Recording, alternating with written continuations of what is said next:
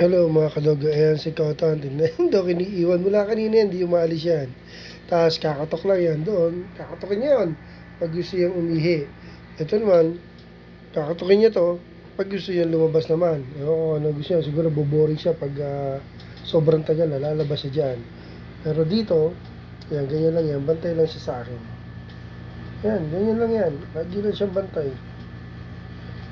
Hanggat hindi ako tumatayo, hindi rin siya tatayo. Kanina may ginawa ako sa baba mga kadogo, kaya ayan. Nagpahinga ako dito, kasama ng ilang apo ko. Siya rin, bantay din ako. So ngayon, wala na yung mga bata, siya na yung pumasok. Pasok ulit siya dito.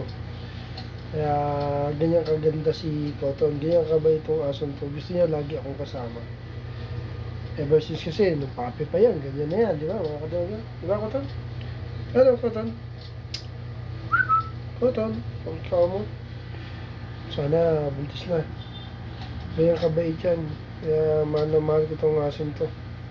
Sobra. Actually, lahat sila mahal ko naman eh. Kaya na, isip ko itong kasi targeting kasama ko dito sa kwarto mga kadogo. Alright. Sige na mga kadogo. Babangon na ako. Cotton. Uy. Ano ba yan? Wala ka namang garapata. Kamot ka ng kamot. At checking ko nga mga kadogo. Baka may kumagat sa kanya. Mahirap na. Uso pa naman ng dengue ngayon.